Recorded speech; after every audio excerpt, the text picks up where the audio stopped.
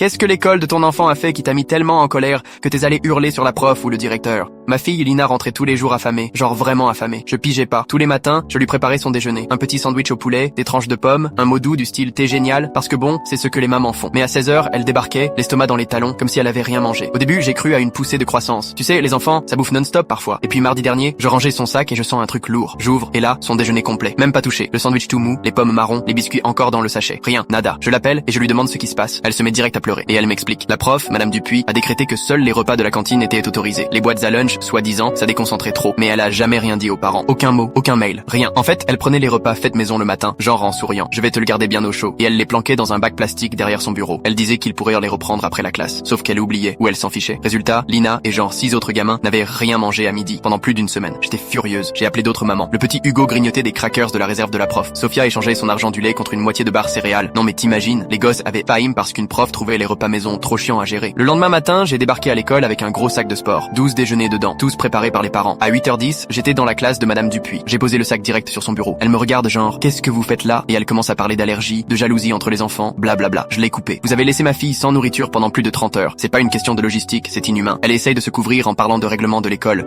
Mais je savais que c'était du flan. Le fils de ma copine est dans la classe d'à côté et il ramène son repas tous les jours. Zéro souci. Et là, elle me sort un truc qui m'a fait péter un câble. Peut-être que si les parents donnaient un meilleur petit-déj, les enfants auraient pas autant faim. Non mais là, c'était trop. Je lui ai dit qu'elle avait dépassé les bornes et que j'allais direct chez le directeur. Elle a tenté de me retenir. Trop tard. Je suis allé voir monsieur Laurent, le directeur. Et tu sais quoi? Il était déjà au courant. Il avait approuvé la méthode de Madame Dupuis. Elle s'était plainte que le ménage à midi prenait trop de temps et que les enfants s'échangèrent des bouts de sandwich. Il trouvait sa solution efficace. Je lui ai demandé s'il se rendait compte que les enfants crevaient la dalle. Il a dossé les épaules. Ils peuvent acheter un repas à la cantine s'ils veulent. Je lui ai répondu que toutes les familles n'ont pas 5 € à mettre chaque jour dans un plateau repas. Je lui ai demandé si un seul parent avait été informé. Il a avoué que non. C'est là que j'ai sorti mon téléphone. Je lui ai dit que j'allais écrire au rectorat, que j'allais alerter le journal local. J'ai tapé l'école primaire Jules Ferry confisque les repas des élèves sans prévenir les parents, laissant des enfants sans nourriture toute la journée. Je lui ai lu la phrase à voix haute. Il est devenu livide. 10 minutes plus tard, il faisait appeler Madame Dupuis dans son bureau. Elle est arrivée toute fière, genre il allait la défendre. Mais non, il lui a dit que la règle s'arrêtait immédiatement et qu'elle devait rendre tous les repas aux enfants. Aujourd'hui.